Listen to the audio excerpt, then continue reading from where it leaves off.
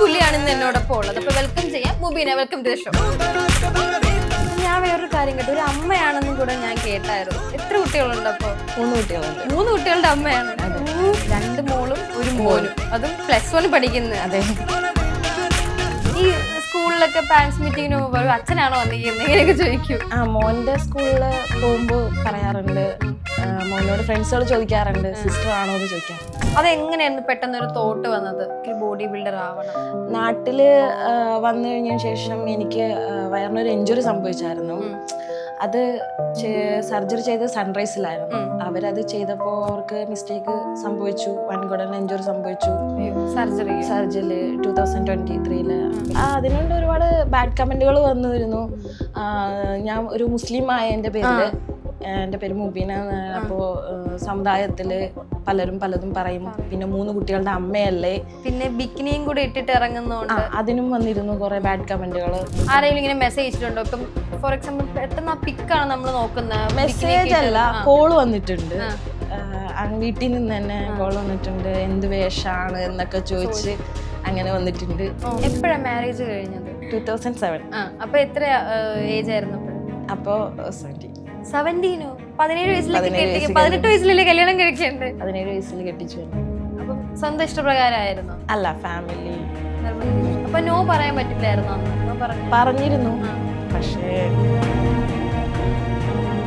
ഞാൻ അറിഞ്ഞൊരു കാര്യമുണ്ട്, മൊത്തം പെമ്പിള്ളേരെ പുറകെ നടക്കുന്നേന്ന്. ഒരുപാട് പേരുണ്ട്. ഒരുപാട് പേര് ഇൻസ്റ്റയിലൊക്കെ വരും ലെസ്ബിയൻ ആണോ എന്നൊക്കെ ചോദിച്ചിട്ടുണ്ട്. ഒരുപാട് പേരുണ്ട്. അപ്പൊ പെണ്ണുങ്ങൾ പ്രപ്പോസ് ചെയ്യുമ്പോ എന്തോ പറയും? 17 വയസ്സിൽ കെട്ടിക്കുമ്പോൾ ഞാൻ അനുഭവിച്ച ഒരുപാട് ഇതുണ്ട്. കാരണം എൻ്റെ ഒരുപാട് ആഗ്രഹങ്ങളും എല്ലാം അവിടെ തകർന്നു പോയത്. ടീനേജ് ആയിരുന്നില്ലേ 17 വയസ്സ്? തീർച്ചയായിട്ടും ഞാൻ ആ മനസ്സിൽ കൊണ്ട് നടന്ന ആഗ്രഹമാണ് അന്ന് ഞാൻ ആഗ്രഹിച്ചതാണ് ഇന്ന് ഞാൻ നേടിയെടുത്തത്. മൈൻഡിൽ ഭയങ്കര വിഷമം തോന്നിയ ലൈഫിൽ ഒറ്റയ്ക്ക്? കാരണം ഞാൻ ആഗ്രഹിക്കുന്നുണ്ട് എൻ്റെ ഫാമിലി എനിക്ക് സപ്പോർട്ട് ഉണ്ടായിരുന്നെങ്കിൽ ഒന്നും കൂടി ഞാൻ ഉയരങ്ങളിൽ എത്തിയേനെ എന്ന് ഞാൻ ആഗ്രഹിക്കുന്നുണ്ട്. ഒരു പുഷപ്പും ഒരു ബോഡി ഷോ.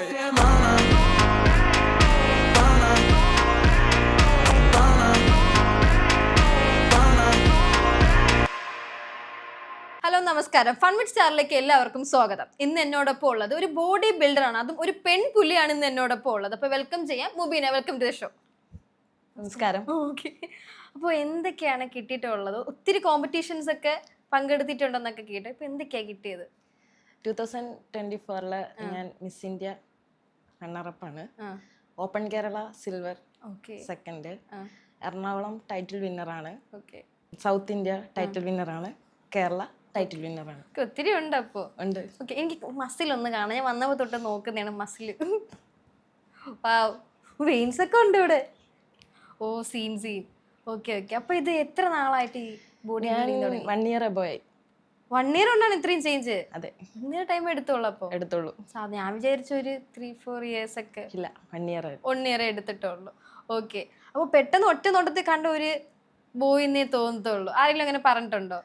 പലരും ബാക്കിൽ നിന്ന് നോക്കുമ്പോ ഒരു ബോയ് ആയിട്ടാണ് ഫീൽ ചെയ്യുന്നൊക്കെ പറഞ്ഞിട്ടുണ്ട്. അതെ, ഈ ഹെയർ കട്ട് ചെയ്തോണ്ട്. അതെന്താ അങ്ങനെ നടക്കാനാണോ ഇഷ്ടം? ഒരു ടോം ബോയ്?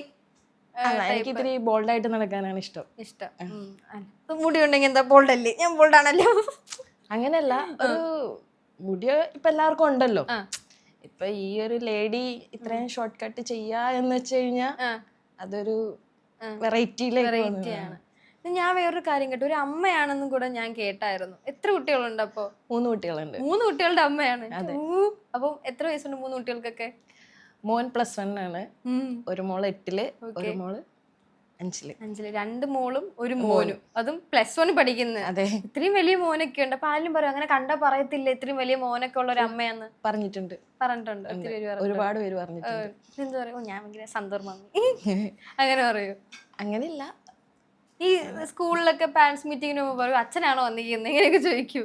മോന്റെ സ്കൂളില് പോകുമ്പോ പറയാറുണ്ട്, മോനോട് ഫ്രണ്ട്സുകൾ ചോദിക്കാറുണ്ട് സിസ്റ്റർ ആണോ എന്ന് ചോദിക്കാറുണ്ട്. ഓ, സീന. അപ്പം സിസ്റ്റർ അല്ല അമ്മയാണെന്നൊക്കെ പറയും. അപ്പൊ മോൻ പറയും ഇന്ത്യൻ സ്കൂളിൽ വരണ്ട പറഞ്ഞിട്ടുണ്ട്. അസൂയ വന്നിട്ടുണ്ടോ അങ്ങനെ മോനെ? സ്കൂളിൽ വരണ്ട ഇനി എല്ലാരും ചോദിക്കുവാന്ന്. അവനിക്ക് പെങ്ങളാന്ന് പറയുമ്പോ ഒരു മടിയാണ്, പെങ്ങളാന്ന് പറയുമ്പോ. ഓക്കെ, അപ്പോ ഇത് എങ്ങനെയാണ് ഇതിന്റെ ജേർണി സ്റ്റാർട്ട് ചെയ്തത്? ഈ ബോഡി ബിൽഡിംഗ് ആണ്, എനിക്ക് മുടി വെട്ടിന് ഇങ്ങനെ നടക്കണം എന്നൊക്കെ. എനിക്ക് ബോഡി ഞാൻ നന്നായിട്ട് മെയിൻറ്റെയിൻ ചെയ്യും. ഉം. പിന്നെ ഇടയ്ക്ക് ജിമ്മിൽ പോവാറുണ്ട്, പക്ഷെ ഫിറ്റ്നസ്സിലേക്ക് ഇറങ്ങാൻ സമയം എടുത്തു. പിന്നെ ഞാൻ ജിമ്മിൽ കയറി. അങ്ങനെ നോക്കിയപ്പോൾ എനിക്ക് കോമ്പറ്റീഷൻ ഇറങ്ങണമെന്നുള്ളൊരു താല്പര്യം വന്നു. അങ്ങനെ ഞാൻ ഇറങ്ങി. ഓക്കെ. അപ്പൊ ഇതൊക്കെ ഭയങ്കര ഫാമിലി സപ്പോർട്ടൊക്കെ ഉണ്ടായിരുന്നോ? ഫാമിലി ആരും സപ്പോർട്ടല്ല. എൻ്റെ ഇഷ്ടത്തിന് ഞാൻ ഇറങ്ങിയത്. എന്നെ കൊണ്ട് ചെയ്യാൻ പറ്റും എന്നുള്ള എൻ്റെ ഉള്ളിൽ നിന്നുള്ളൊരു തോന്നൽ വന്നപ്പോൾ ഞാൻ ഇറങ്ങി. അപ്പോൾ ഫാമിലി ഒക്കെ ഇപ്പൊ ആരൊക്കെ ഉണ്ട് വീട്ടിലൊക്കെ? വീട്ടില് ഉപ്പ, ഉമ്മ, 3 കുട്ടികൾ, പിന്നെ അനിയത്തി ഉണ്ട്. അനിയത്തി മാരേജ് കഴിഞ്ഞു പോയി. ഹസ്ബൻഡ് ഡിവോഴ്സ്ഡ് ആണ്. എന്താ കാര്യം? പേഴ്സണലായിട്ട് കൊണ്ട് നടക്കുന്നതാണോ അങ്ങനെ? ഞാനതങ്ങനെ ആരോടും പബ്ലിസിറ്റി ആക്കിയിട്ടില്ല. ഇപ്പൊ ഞാൻ പണ്ടൊരു ഫോട്ടോ കണ്ടിട്ടുണ്ടായിരുന്നു, അതായത് സാരിയൊക്കെ കൊടുത്ത് ഞാൻ കാണിച്ചു തരാം. ഭയങ്കര ട്രഡീഷണൽ ആയിട്ട് നല്ല രസമുണ്ടായിരുന്ന ഫോട്ടോ ആണ്. എന്താ ഇതൊക്കെ? ഇത് അതെ. പിന്നെ ഞാൻ കാണിച്ചു തരാം. ഇതൊക്കെ അത് വിഷുവിനൊക്കെ എടുത്തതാണ്.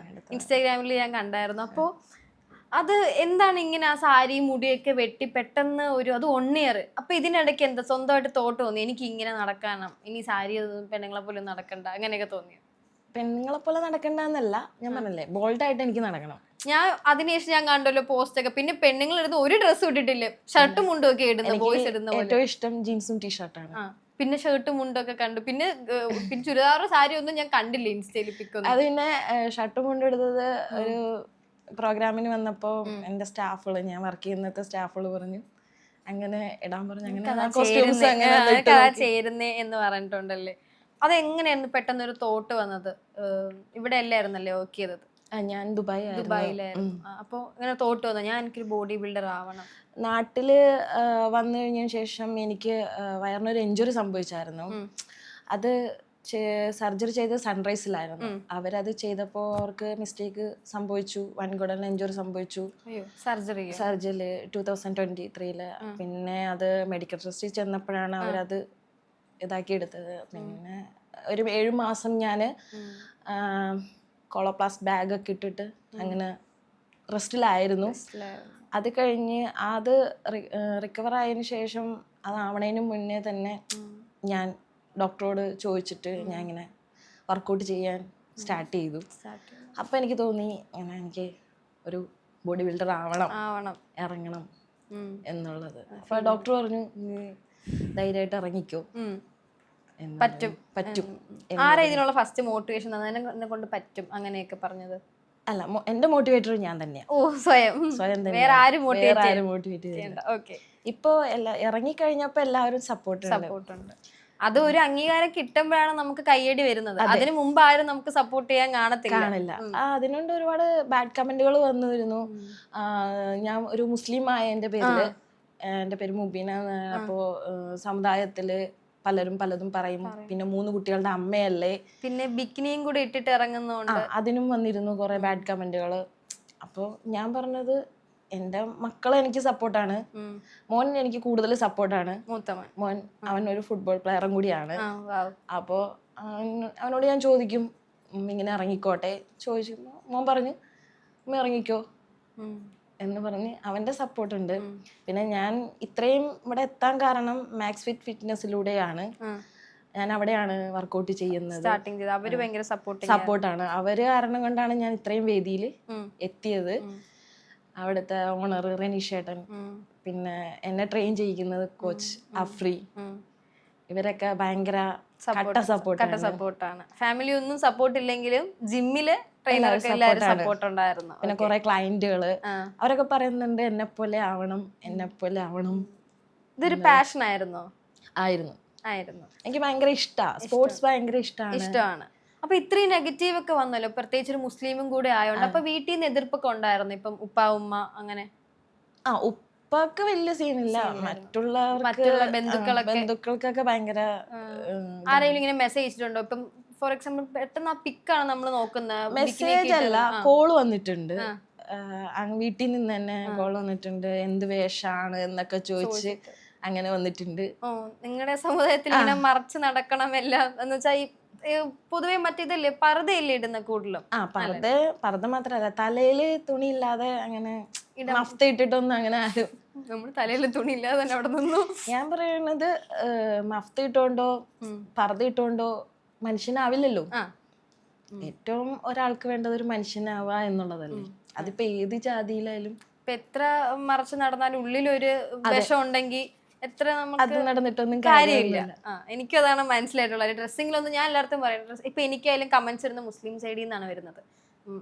മറച്ചു നടക്കണം, അങ്ങനെയാണ് ഇങ്ങനെയാണെന്നൊക്കെ പറയും. അപ്പൊ എനിക്ക് മനസ്സിലായ കാര്യം, മറച്ചു നടക്കുന്ന ആൾക്കാരും അത്ര നല്ല സ്വഭാവമൊന്നും അല്ല. തീർച്ചയായിട്ടും. ഇപ്പൊ അപ്പൊ ഒരു റേപ്പ് തന്നെ നടക്കുന്ന 5 വയസ്സുള്ള കുഞ്ഞിനൊക്കെ എന്ത് മറച്ചു നടന്നിട്ടാണ്. അപ്പൊ തിങ്കിങ്ങിന്റെ കുഴപ്പമെന്നൊക്കെ എനിക്ക് അത് മൈൻഡ് ചെയ്യത്തില്ല. അപ്പം ഇത്രയും നെഗറ്റീവ് വന്നപ്പം അത് ഫുള്ളി അങ്ങ് ഫേസ് ചെയ്ത് ഇനി ആരെയും മൈൻഡ് ചെയ്യണ്ട. ഇല്ല, കാരണം ഞാൻ ആരുടെയും ഇതിലല്ലല്ലോ നിൽക്കുന്നത്. ഞാൻ സ്വയം ജോലി ചെയ്യുന്നു, ഞാൻ ഇറങ്ങുന്നു, അത്രേ ഉള്ളൂ. ഇപ്പൊ ഇങ്ങനെ പറഞ്ഞിട്ടുണ്ട്, ഇപ്പൊ ഇവള് ഡിവോഴ്സ്ഡ് ആയിട്ട് അവള് തോന്നിയ പോലെ നടക്കുന്നു, അങ്ങനെയൊക്കെ പറയും. ഒരുപാട് കമന്റുകൾ, ഞാൻ പറഞ്ഞില്ല, ഒരുപാട് ബാഡ് കമന്റുകൾ എനിക്ക് വന്നിട്ടുണ്ട്. പക്ഷെ ഞാൻ അതൊന്നും എന്നെ ബോധറിയേണ്ട ആവശ്യമില്ല.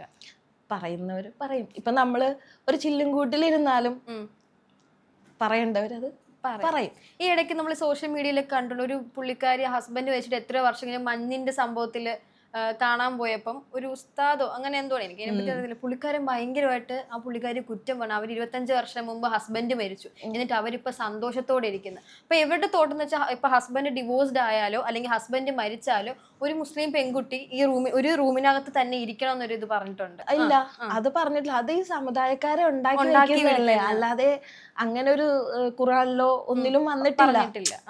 ഇത് അവര് തന്നെ ഉണ്ടാക്കിയെടുക്കുന്ന റീല് കണ്ടപ്പോ എനിക്ക് തന്നെ വിഷമം. കാരണം അവരാ മഞ്ഞിന്റെ അവിടെ കൊണ്ട് സന്തോഷിക്കുകയാണ് ചെയ്യുന്നത്.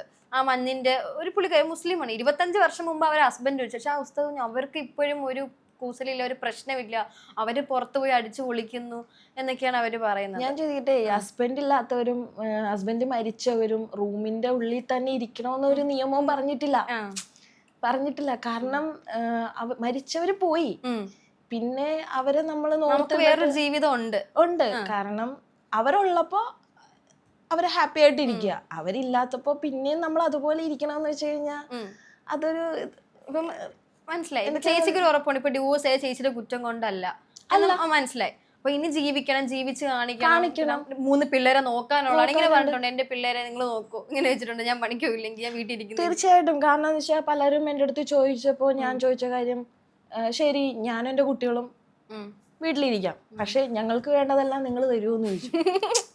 അപ്പൊ ഒന്നും മിണ്ടത്തില്ല. ഇല്ല, മിണ്ടില്ല. കാരണം ഇപ്പൊ ഈ പറഞ്ഞവരൊക്കെ തന്നെ നമ്മളെ നോക്കുന്ന എന്താ ഉറപ്പ്? മനസ്സിലായി, ഒരു ഉറപ്പുമില്ല. അപ്പൊ നമ്മുടെ സന്തോഷം നമ്മൾ തന്നെ കണ്ടെത്തുക. പിന്നെ മറ്റുള്ളവർ പറയുന്നത് അവര് പറഞ്ഞോട്ടെ, നമ്മളെ ബാധിക്കുന്ന ഒരു കാര്യമല്ല. ഇപ്പോൾ തന്നെ കേരളത്തിൽ നടക്കുന്ന സംഭവം ന്യൂസിൽ കാണുന്നുണ്ടായിരിക്കും. ഓരോ ദിവസവും ഓരോ പേടിക്കുന്ന വാർത്തകളാണ്. കൊച്ചു പിള്ളേരെ ലഹരിക്കൊക്കെ അടിമയാവുന്നുണ്ട്, അമ്മയെ വെട്ടി കൊല്ലുന്നുണ്ട്, കൂട്ടുകാരനെ തലക്കടിച്ച് കൊല്ലുന്നുണ്ട്, സ്കൂളിൽ പഠിക്കുന്ന പിള്ളേർ. കൂടുതലും ഈ ലഹരി അങ്ങനത്തെ സംഭവങ്ങളൊക്കെയാണ് യൂസ് ചെയ്ത് നടക്കുന്നത്. അപ്പം ഇത് കണ്ടിട്ടൊക്കെ എന്താ തോന്നുന്നത്? അങ്ങനെ വെച്ചപ്പോൾ നമ്മൾ ആദ്യം നിങ്ങളെ തന്നെ സ്നേഹിക്കണം. മനസ്സിലായി. എന്നിട്ട് നമ്മൾ വർക്കൗട്ട് സ്റ്റാർട്ട് ചെയ്യുക. അപ്പൊ തന്നെ ഒരുപാട് നമുക്ക് ബോഡിക്ക് ചേഞ്ച് വരുമ്പോൾ തന്നെ നമുക്ക് മാറ്റങ്ങൾ നമുക്ക് അറിയാൻ പറ്റും. പിന്നെ ലഹരി ഉപയോഗിച്ച് കഴിഞ്ഞാൽ അത് സ്വന്തം ബോഡിയെ നശിപ്പിക്കുക എന്നുള്ളതാണ്. അപ്പോൾ ആ ലഹരി ഉപയോഗിക്കണേ നല്ലത് നമ്മൾ നമ്മുടെ ബോഡിയെ സ്നേഹിച്ചു നോക്കി വർക്കൗട്ട് ചെയ്യുക. മെന്റലിയും നമ്മൾ ഓക്കെ ആവും. അപ്പൊ ഈ ഒരു ലഹരിയെ കാട്ടിയും അടിപൊളിയാണ് ഈ വർക്കൗട്ട് ചെയ്യുമ്പോൾ ആ കിട്ടുന്ന ഒരു റിസൾട്ട്. അതെ, തീർച്ചയായിട്ടും. ഇപ്പൊ നമ്മള് വണ്ണുള്ള ഒരാള് ജിമ്മിൽ പോയി, അയാള് സ്വന്തം ഇഷ്ടത്തല്ലേ വർക്കൗട്ട് ചെയ്ത് ഒരു 1 മന്ത് കഴിയുമ്പോഴത്തേക്കും അയാളുടെ ബോഡി ചേഞ്ച് മാറി തുടങ്ങി.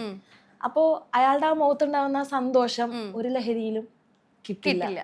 ഞാൻ കേട്ടിട്ടുണ്ട്, നമ്മൾ ജിമ്മിൽ പോകും, ഇപ്പൊ ഞാനായാൽ പോലും, ഞാൻ ഇടയ്ക്കിടയ്ക്ക് ജിമ്മിൽ പോവുള്ളൂ, പക്ഷെ ആ ജിമ്മിൽ പോകുന്ന 2 hours നമുക്ക് വേറെ ഒന്നും മൈൻഡ് നിൽക്കത്തില്ല. ഇപ്പൊ എനിക്കായാലും സ്ട്രെസ് തോന്നുന്ന സമയത്ത് ഞാൻ വല്ലപ്പോഴൊക്കെ ജിമ്മിൽ പോകത്തില്ല. ആ ജിമ്മിൽ പോകുന്ന സമയം ഞാൻ വർക്കൗട്ട് ചെയ്യാനോ വേറെ കാര്യങ്ങൾ മൈൻഡ് വരത്തില്ല എന്ന് പറയും, ടെൻഷൻ ഫ്രീ ആന്ന് പറയും. അത് ശരിയാണോ? തീർച്ചയായിട്ടും.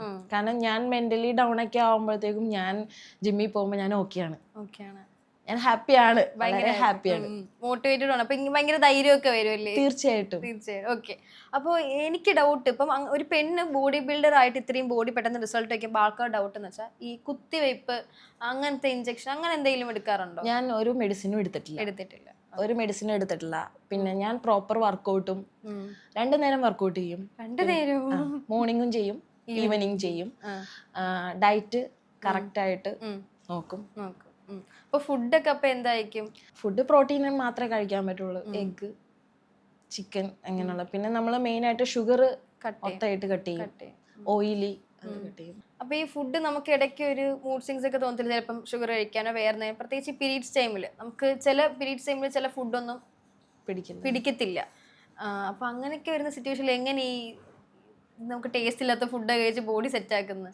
അങ്ങനെ എനിക്ക് ഇതുവരെ വന്നിട്ടായിട്ടൊന്നുമില്ല. ബോയ്സിന് പറ്റും അങ്ങനത്തെ ഫുഡ് കഴിച്ച് വേറൊന്നും കഴിക്കാതെ കഷ്ടപ്പെട്ട് അത്രയും കഴിച്ച് ബോഡി ബിൽഡ് ചെയ്യാൻ പറ്റും. പക്ഷെ ഒരു പെണ്ണിന് ഇങ്ങനെ പറ്റുമെന്ന് ഞാൻ ആ ടൈമിൽ ഞാൻ എൻഗേജ്ഡ് ആയിരിക്കും.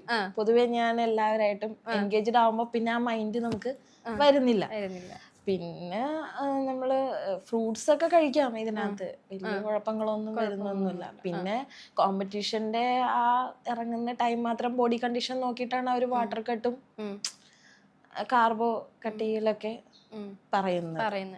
അപ്പൊ ഈ കോമ്പറ്റീഷന് പോകുമ്പോ എന്തൊക്കെയായി നേരിടുന്ന ആ സമയത്ത്?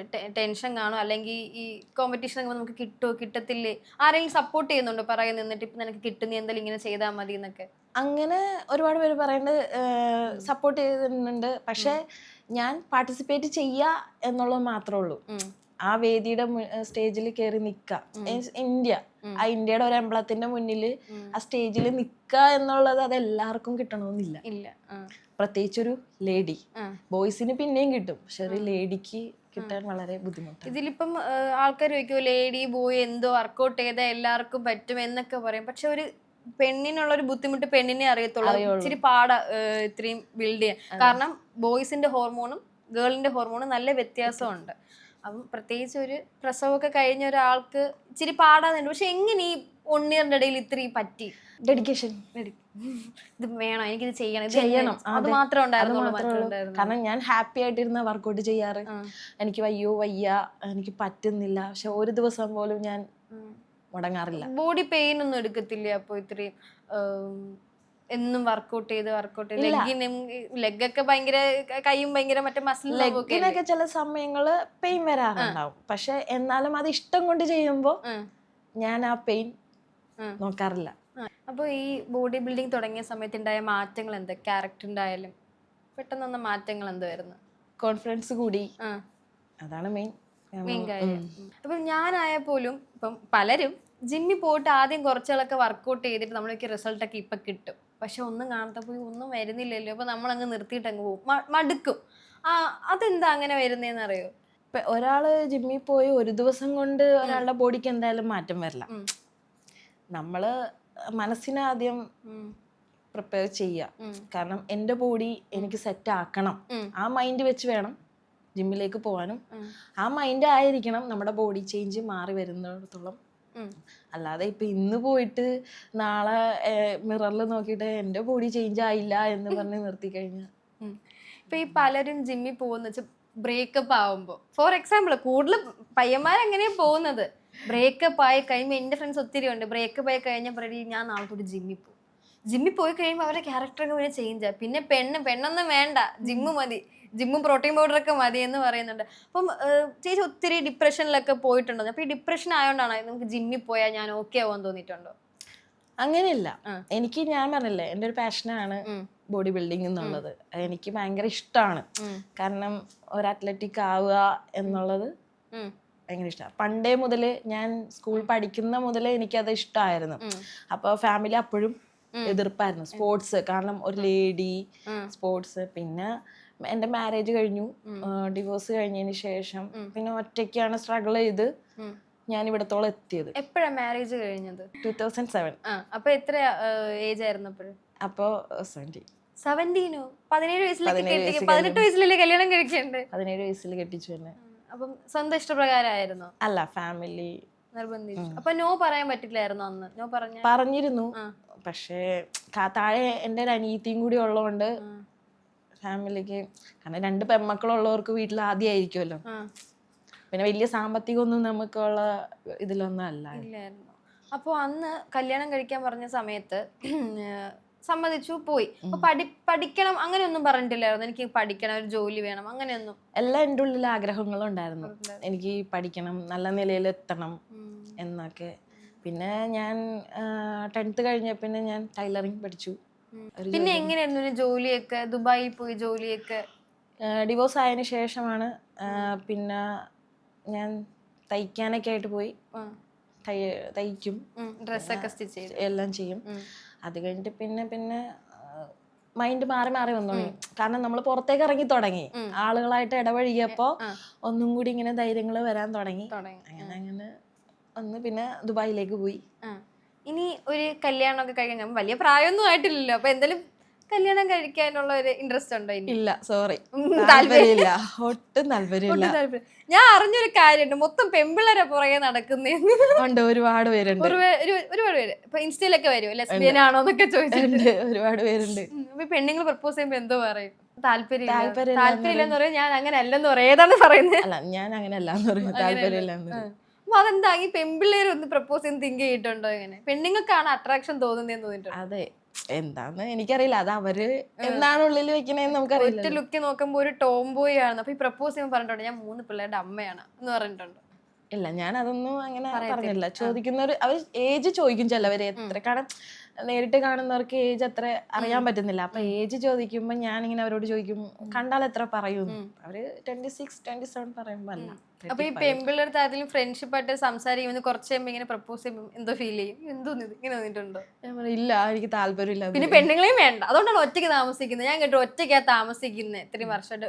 പിള്ളേര് വീട്ടിൽ അത് വെക്കേഷന് ഞാൻ ദുബായി പോയപ്പോ കുട്ടികളെ വീട്ടിലാക്കിയത്. അപ്പൊ ആ വെക്കേഷന് കുട്ടികള് അവരുടെ ചെലവും കാര്യങ്ങളും ഞാൻ തന്നെ നോക്കും, 3 പിള്ളേരുടെ. അപ്പം ഈ ഒറ്റയ്ക്ക് നിൽക്കുന്നതിന്റെ റീസൺ എന്തുവാ? ഒറ്റയ്ക്ക് താമസിക്കുന്നത് ഫ്രണ്ട്സും ആരും വേണ്ട, ഒറ്റയ്ക്ക് തന്നെയാ താമസിക്കുന്നത്? ഫ്രണ്ട്സ് പുറമേ ഉണ്ട്, എന്നാലും വലിയതൊന്നല്ല. ഇനി ഞാൻ പറഞ്ഞില്ലേ, സമാധാനം, സ്വസ്ഥത, അതാണ്, ആരെയും വേണ്ട, അതാണ് ആവശ്യം. പെണ്ണുങ്ങൾക്ക് പ്രപ്പോസൽ വരുന്നുണ്ട്, പെണ്ണുങ്ങളെ നിർത്താത്തത്. ആണും വേണ്ട പെണ്ണും വേണ്ട, അങ്ങനെ ആരെയും ഒത്തിരി എന്തെങ്കിലും പ്രശ്നങ്ങൾ പറ്റിയിട്ടുണ്ടോ? ആരെങ്കിലും വിശ്വസിച്ച് അവർ ചതിക്ക് അങ്ങനെയൊക്കെ ഉണ്ടായിട്ടുണ്ടോ? അതിപ്പോ പെണ്ണായാലും നമ്മള് സ്നേഹിക്കുന്നതും കൂടെ നിർത്തുന്നവരും നമ്മള് ചതിച്ചിട്ടേ ഉള്ളൂ. പൊതുവെ ആരായാലും അങ്ങനെ തന്നെയാണ്. ഒത്തിരി കിട്ടിയിട്ടുണ്ട്, ഒരുപാട് അടി കിട്ടിയിട്ടുണ്ട് അവിടെ. അതുകൊണ്ട് അപ്പൊ ഒറ്റയ്ക്ക് നിൽക്കാനും പറ്റും, ഒറ്റയ്ക്ക് നിന്ന് ജീവിക്കാനും പറ്റും. ഇപ്പൊ ഒത്തിരി പേര് പറയത്തില്ല നിന്നെ കൊണ്ട് ഇതൊക്കെ പറ്റും, 3 പിള്ളേരെ നോക്കാനുള്ളതല്ലേ, നീ ഒരു അമ്മയല്ലേ, ഇപ്പൊ ഡിവോഴ്സ്ഡ് ആണ്, അപ്പൊ എങ്ങനെ നീ പിള്ളേരെയൊക്കെ നോക്കും, നീ എങ്ങനെ ജീവിക്കും എന്നൊക്കെ ചോദിക്കുമ്പോ എന്തോ പറയും? അതാണ് പറഞ്ഞത്, നമ്മള് നമ്മുടെ ധൈര്യം ആർക്കും ഒന്നും ചെയ്യാൻ പറ്റില്ല എന്ന് പറഞ്ഞ് നടക്കുന്നില്ല. പക്ഷെ എല്ലാവർക്കും എല്ലാം ചെയ്യാൻ പറ്റും. പക്ഷെ ആരും അത് പുറത്തേക്ക് എടുക്കുന്നില്ല, മനസ്സിലാക്കുന്നില്ല. അതാണ്. കുറെ പേര് പറയും നമ്മളെ കൂടെ ആരെങ്കിലും ഒക്കെ വേണം, എന്നാലേ നമുക്ക് ജീവിക്കാൻ പറ്റുള്ളൂ എന്നൊക്കെ. ഒരിക്കലും ഇല്ല, അത് വെറുതെ ഒരു തോന്നല. ഇപ്പൊ ഞാൻ തന്നെ ഒന്നും അറിയില്ലാത്തൊരു ഇതിൽ നിന്നാണ് ഞാനിപ്പോ ഇന്ന് ഇവിടത്തോളം സൗത്ത് ഇന്ത്യ വരെ എത്തിയിട്ടുണ്ടെങ്കിൽ അതെന്റെ ഒരു ധൈര്യം. ഇത് ഇപ്പം ഒത്തിരി പേര് പറയുന്നുണ്ട്, ഇപ്പം നീ ഒരു പെണ്ണാണ്, ബോഡി ബിൽഡ് ഇതൊക്കെ നിർത്ത്, ഇനി ഇത്രയും മതി എന്ന് പറഞ്ഞിട്ടുണ്ടോ? ഇനി മതി, ഇത് ഇവിടെ വെച്ച് നിർത്തി, ഇനി ഫാമിലിയൊക്കെ നോക്കണം എന്ന് പറഞ്ഞിട്ടില്ല? അങ്ങനെ ആരും പറഞ്ഞിട്ടില്ല. ഇനിയും ഉയരങ്ങളിലേക്ക് എത്തണം എന്നാണ് പറഞ്ഞിട്ടുള്ളത്. ആദ്യമൊന്നും പറഞ്ഞിട്ടുള്ളത് ഇപ്പൊ പറയുന്നുണ്ടല്ലേ? പറയുന്നുണ്ട്. ഇപ്പൊ ഉമ്മയൊക്കെ ഇപ്പൊ ഹാപ്പി ആണോ ഇതിപ്പോ കാണുമ്പോഴത്തേക്കൊക്കെ? അവര് കണ്ടിട്ടുണ്ടോ എന്ന് എനിക്കറിയില്ല. ഉപ്പ ചിലപ്പോ കണ്ടിട്ടുണ്ടാവുമായിരിക്കും. അറിയോ അവർക്ക്? അപ്പൊ അറിയാം. ഞാന് സ്റ്റോറി ഒക്കെ ഇടുന്നത് ഉപ്പ കാണാറുണ്ട്. ഇപ്പൊ ചേച്ചി പറഞ്ഞു 17 വയസ്സില് കല്യാണം കഴിഞ്ഞു. ഇപ്പോഴത്തെ ജനറേഷനിൽ പൊതുവെ മുസ്ലിംസ്, ഞാൻ വേറെ ജാതി മുസ്ലിമിനെ കുറ്റം പറയുന്നില്ല, പക്ഷെ പൊതുവെ ഞാൻ കണ്ട ഒരു കാര്യമാണ്, മുസ്ലിംസ് ആണ് പെൺകുട്ടികളെ പെട്ടെന്ന് കെട്ടിച്ചു വിടുന്നത്. അത് 17 വയസ്സ് 18 വയസ്സാകുമ്പോൾ എനിക്ക് ഒത്തിരി ഫ്രണ്ട്സ് ഉണ്ട്. അപ്പം ബാക്കിയുള്ള കാസ്റ്റിലൊക്കെ ഇങ്ങനെ ഇത്ര പെട്ടെന്ന് കെട്ടിച്ച് വിടത്തില്ല. അപ്പം അങ്ങനെ സമ്മതമില്ലാതെ കെട്ടിച്ച് വിടുന്നതിന് യോജിപ്പുണ്ടോ? എതിർപ്പാണ്. എന്താ, സ്വന്തം ജീവിതത്തിന്റെ? അതെ, എൻ്റെ ഒരു ജീവിത പാഠമാണ്. കാരണം എന്ന് വെച്ചാൽ നമ്മുടെ കുറെ ആഗ്രഹങ്ങളാണ് അവിടെ പോകുന്നത്. കാരണം എന്ന് വെച്ച് കഴിഞ്ഞാൽ അവർക്ക് അവരുടെ ഇഷ്ടമുള്ള ലൈഫ് അവരെ തിരഞ്ഞെടുക്കാൻ പാരന്റ്സ് വിടേണ്ടതാണ്. കാരണം അല്ലെങ്കിൽ ആ 17 വയസ്സിൽ കെട്ടിക്കുമ്പോൾ ഞാൻ അനുഭവിച്ച ഒരുപാട് ഇതുണ്ട്. കാരണം എൻ്റെ ഒരുപാട് ആഗ്രഹങ്ങളും എല്ലാം അവിടെ തകർന്നു പോയത്. ഒരു ടീനേജ് ആയിരുന്നില്ലേ 17 വയസ്സെന്ന്? തീർച്ചയായിട്ടും. ഞാൻ ആ മനസ്സിൽ കൊണ്ട് നടന്ന ആഗ്രഹമാണ് ഞാൻ ഇന്ന്, അന്ന് ഞാൻ ആഗ്രഹിച്ചതാണ് ഇന്ന് ഞാൻ നേടിയെടുത്തത്. ഇപ്പൊ ജിമ്മിൽ പോകുമ്പോൾ ഒത്തിരി മുഖങ്ങൾ കാണുന്നുണ്ടല്ലോ പുതിയതായിട്ട് ജോയിൻ ചെയ്യുന്നവരുടെ. അപ്പൊ അത് കാണുമ്പോൾ എന്തെങ്കിലും സ്റ്റോറി എന്തെങ്കിലും ഫീലോ അങ്ങനെ എന്തെങ്കിലും ഉണ്ടായിട്ടുണ്ടോ? കുറച്ച് ക്ലയൻസുകൾ എനിക്കറിയാം. കാരണം വെച്ചാൽ അവര് ഹെൽത്ത് പ്രോബ്ലം ഒക്കെ ആയിട്ടാണ് അവിടെ ഡോക്ടർ പറഞ്ഞിട്ടാണ് അവിടെ കാർഡിയോ അങ്ങനെയുള്ള വർക്കൗട്ട് ചെയ്യേ ബോഡി ഇതാക്കാൻ. പക്ഷെ ആ അസുഖം വരുന്നതിന് മുന്നേ ഒരാ ബോഡി ശ്രദ്ധിച്ചിരുന്നെങ്കിൽ ഈ പറഞ്ഞ അസുഖങ്ങളൊന്നും ഉണ്ടാവില്ല. നമ്മളെപ്പോഴും നമ്മുടെ ബോഡി ഫിറ്റ് ആയിരിക്കണം. ജിമ്മിൽ പോയി വർക്കൗട്ട് ചെയ്താൽ ഏറ്റവും നല്ലത്, അല്ലെങ്കിൽ കാർഡിയോ നടക്കുന്നതും നല്ലതാണ്. ഇപ്പൊ എൻ്റെ ഒരു ഡൗട്ട്, ഇപ്പൊ പ്രസവിച്ചതല്ലേ, അപ്പൊ പ്രസവിച്ചതാകുമ്പോഴത്തേക്ക് അതിൻ്റെതായിട്ടുള്ള ബുദ്ധിമുട്ടും പെയിനും അങ്ങനത്തെ, ഇപ്പൊ കൊച്ചു പ്രായമാണ്, ഭയങ്കര ഏജ്ഡ് ആയിട്ടില്ല. അപ്പം അതും 3 പേര് അതും ഗ്യാപ്പിട്ട് പ്രസവിച്ചത്. അപ്പോൾ ആ ഒരു സംഭവം നമുക്ക് ഇറിറ്റേഷൻസും പെയിനും വർക്കൗട്ടിന്റെ സമയത്ത് വരത്തില്ലേ? എനിക്ക് ഡെലിവറി കഴിഞ്ഞപ്പോൾ ആ പെയിൻസ് ഒന്നും എനിക്കുണ്ടായില്ല. പക്ഷെ ആപ്സ് നമുക്ക് ഉണ്ടാവുമല്ലോ ഡെലിവറി കഴിയുമ്പോൾ, എന്തായാലും ലേഡീസിന് കുറച്ചെങ്കിലും ഉണ്ടാവും. പക്ഷെ എനിക്ക് അതിനകത്തൊന്നും പ്രോബ്ലം വന്നിട്ടില്ല. പക്ഷെ എനിക്ക് ഞാൻ പറഞ്ഞില്ലേ, ഒരു ഇഞ്ചുറി സംഭവിച്ചതിൽ എനിക്ക് പ്രോബ്ലം വന്നിട്ടുണ്ട്. കാരണം ഞാൻ എന്താ പറയുക, ലെഗിനൊക്കെ സ്കോട്ട് ചെയ്യുമ്പോഴൊക്കെ എനിക്ക് ആ പെയിൻ അനുഭവപ്പെടാറുണ്ട്. പക്ഷെ അതൊന്നും ഞാൻ മൈൻഡ് ചെയ്യാതെയാണ് ഞാൻ അവിടെ വർക്കൗട്ട്. അപ്പോൾ എന്തെങ്കിലും സ്ട്രഗിൾ ചെയ്ത് എന്തെങ്കിലും സ്റ്റോറി ഉണ്ടായിരുന്നു? എന്തെങ്കിലും മൈൻഡിൽ ഭയങ്കര വിഷമം തോന്നിയ ലൈഫിൽ ഒറ്റയ്ക്ക്? കാരണം ഞാൻ ആഗ്രഹിക്കുന്നുണ്ട് എൻ്റെ ഫാമിലി എനിക്ക് സപ്പോർട്ട് ഉണ്ടായിരുന്നെങ്കിൽ ഒന്നും കൂടി ഞാൻ ഉയരങ്ങളിൽ എത്തിയേനെ എന്ന് ഞാൻ ആഗ്രഹിക്കുന്നുണ്ട്. അത് മാത്രമാണ് വിഷമം? അത് മാത്രമേ എനിക്ക് സങ്കടമുള്ളൂ. കാരണം ഏറ്റവും നമ്മുടെ സപ്പോർട്ട് ചെയ്യേണ്ടത് നമ്മുടെ ഫാമിലിയാണ്. ആ ഫാമിലി നമ്മുടെ ഒപ്പം ഉണ്ടെങ്കിൽ നമുക്ക് എവിടെ വേണമെങ്കിലും എത്താൻ പറ്റും. മെയിനായിട്ട് ഞാൻ ആഗ്രഹിക്കുന്നത് എൻ്റെ ഉപ്പ ഉമ്മ എന്നെ സപ്പോർട്ട് ചെയ്താൽ മതി. വേറെ ആരും ഞാൻ നോക്കുന്നില്ല.